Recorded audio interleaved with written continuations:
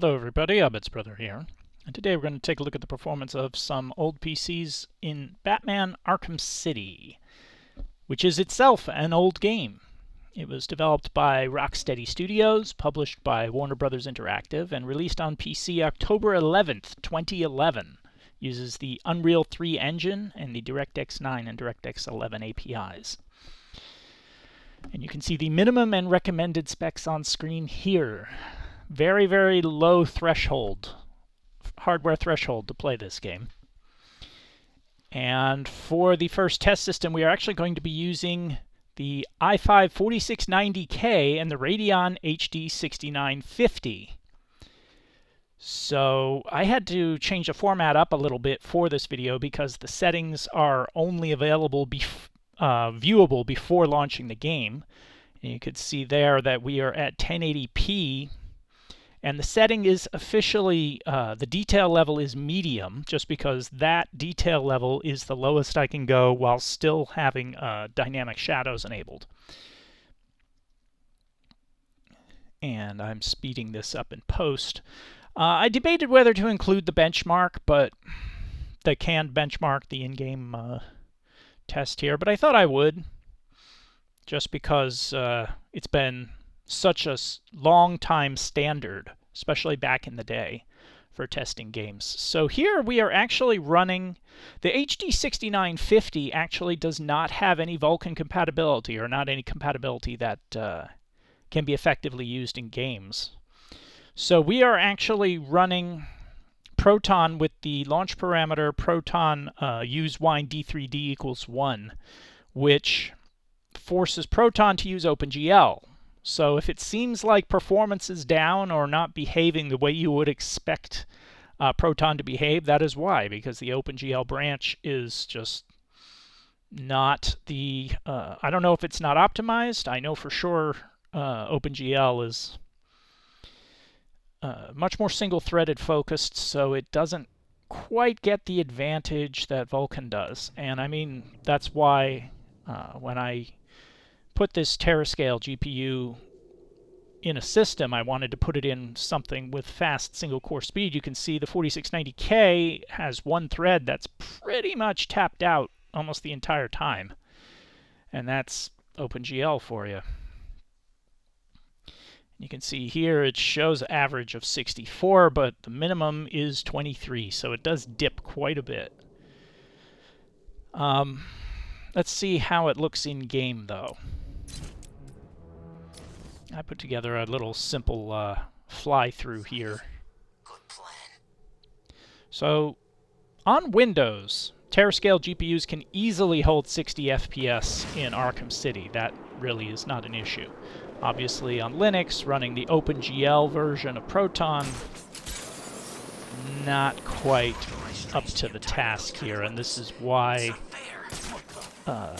TeraScale GPUs and Fermi NVIDIA GPUs really not worth it for Linux unless there's a dedicated OpenGL port. And even then, a dedicated OpenGL port is going to probably have a higher frame rate. We can see this in Borderlands 2, for instance. But you're still going to have a lot of the same problems, even with a dedicated OpenGL port. It's just single-threaded focused, and even then, there's a limit to the... something, I don't know. I'm not a programmer. Something with the throughput, maybe. That is one thing the Borderlands 2 OpenGL port revealed, is that with OpenGL, if you disabled dynamic shadows, it actually performed a lot better. But I mean, I can't turn the shadows off in a Batman game. I mean, that's kind of ridiculous. Borderlands, you can kind of get away with it, but not Batman. And the performance here, I think if you did a 30 FPS lock, you would probably have a pretty playable experience. It only dipped under it once while flying over the city. But yeah, that's what TeraScale is like, running the OpenGL fork of Proton. It's not great. Now let's go to test system 2, the A10-7870K and the FirePro W5100. So the FirePro W5100 is actually based on GCN2, so it is compatible and we are at 1080p very high here, but no DirectX 11 features are enabled, and these are the settings I use for the rest of the video. The FirePro W5100 is a GCN2 GPU, so it uses the same architecture as the R9 the Hawaii chips. And they have Vulkan support, so we are actually running the default DXVK here and not the OpenGL fork. And you can see right away the difference is huge. The HD6950 TeraScale GPU and the FirePro W5100 should actually be very close in performance. If we were on Windows and playing this game on Windows, they should be about the same performance. That they're not just shows you how much of a gap there is between OpenGL and Vulkan when it comes to Linux gaming. And you can see it's not even using a lot of VRAM. One thing I am not sure about with Arkham City is that, so we're at 1080p very high, but no DirectX 11 specific features are enabled. DirectX 11 was, I believe, new at the time, so they had these new, I think it was ambient occlusion and something else that were like unique and special.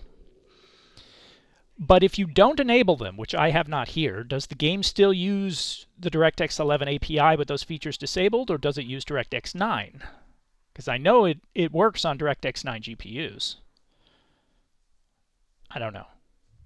Either way, I found that turning on the DirectX 11 features of Arkham City introduces stutter. So that's why I left them off for this test, because we want to see a nice flat frame time graph over there when we're out in the world. And that was a problem with Arkham City back in the day. I mean, computers are so powerful now, we can bulldoze through most of the problems. But Arkham City had a lot of issues with stutter back when it released. And you can see here, 1080p very high on the W5100. We're between 70 and 85 FPS here, flying over the world. And this is one of those things where you look at an older game like this, well, old, 2011 is a long time ago now. Look at an old game like this and you're like, this still looks pretty good. Maybe the textures could get an update or something, but it's Batman. That's about even the texture work looks pretty good for its age. Batman, get it. And in the fight, we're still up in the 80s. So if you do a 60 FPS lock, you're going to get a very smooth experience here with the FirePro W5100. And this made me think, this game is performing so well in Linux, exactly how many systems do I need to test on this one? Because this performed way better than I expected on the W5100. 80, 82, 78. Now, great performance W5100 at 1080p very high. So now we're going to go into the i5-4590 and the R9 280X. Now this is a big jump in power.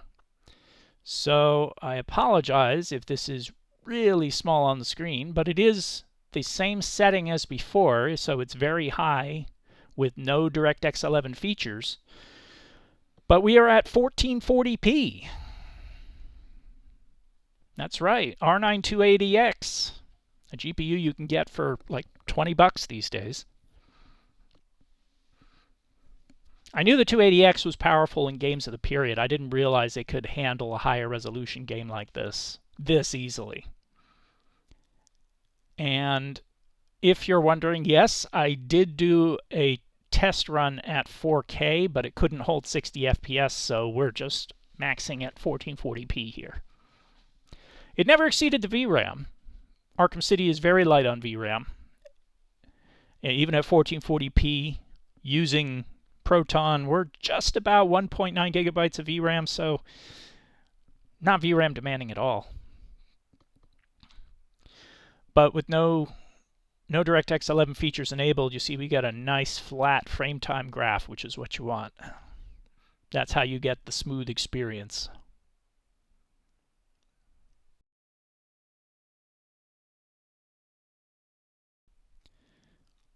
I remember when this benchmark came out, this exact section here showing these roots and vines and stuff, I was always like, why is that even in the benchmark? Well, there was some kind of effect that was being rendered there, and back in the day, that used to be a demanding scene to render. I remember I was running a Radeon HD6650 when I first played this game, which was a year or two after it released. And after the game released, I mean.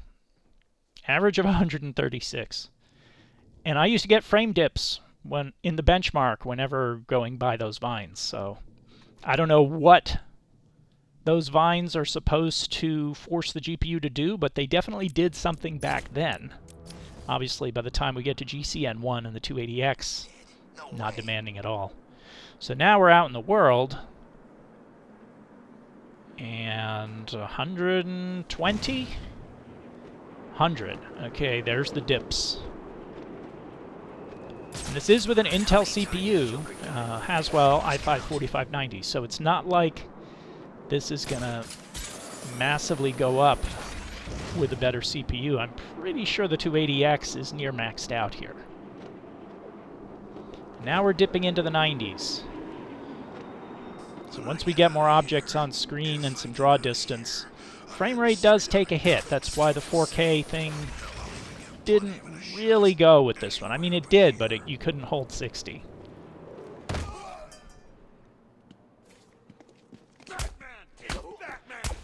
And unless you're in desperation territory, like with the TeraScale 6950, I don't really see the point in turning settings down either. Not when, you know, a FirePro W5100 or a 280X are so cheap and you can play at very high settings. Like, why would you ever turn settings down? What? Come on! What are you waiting for? Oh, that was actually good. I didn't know I'd remember the blade dodge. It's been a while since I actually did a full playthrough of this. So very impressive from the 280X at 1440p, very high. Between 90 and 110, 120 FPS. Somewhere else. Very, very good. Now we go to the FX-8320e and the R9 290. And for the 290, you know, again, we've got a big jump in horsepower here. So, same settings as before, the very high preset, but now we're at 4K. So the R9 290 gets to strut its stuff here. See what it can do. And I was actually very excited for this because back in the when the FX CPUs were fairly new, or, you know, once people knew that the FX 8000 series had, you know, didn't have the throughput or the single core performance of the Intel counterparts, people made the argument frequently that, well, yeah, but if you play at 4K, you know, you're not going to notice the CPU limitation because the stress is going to be on the GPU. It's like, well, this is an example. Arkham City at 4K very high, and we are in the mid-80s. And bear in mind, back in 2011, dual GPU setups were very common. Well, at the high end, they were very common. Not everybody was doing it, but if you were spending a lot of money on a high-end rig, like, you were going to have two GPUs. That was something that everybody aspired to if you were a gamer. Let's put it that way. And so people would do dual 290s.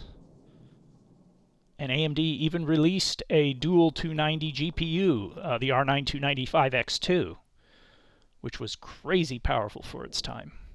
But a single 290 here in Arkham City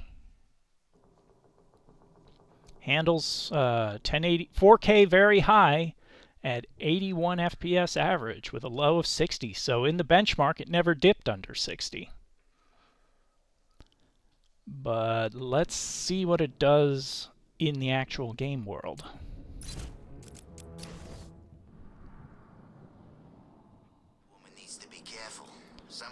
Okay, saw 66 there for a second. Looks like we're in the 70s? 60s and 70s here.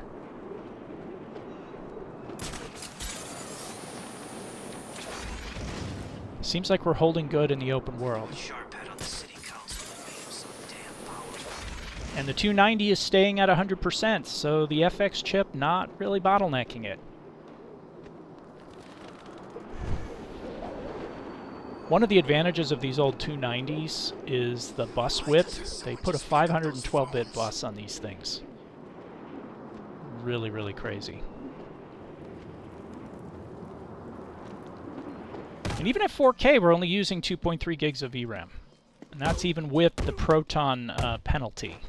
Because there still is a slight increase in VRAM usage for using Proton.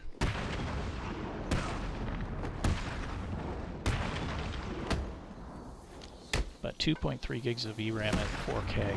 Old game, old GPU. And oh, we dipped. Did we dip? We dipped to about 52. That was a one-time dip, though.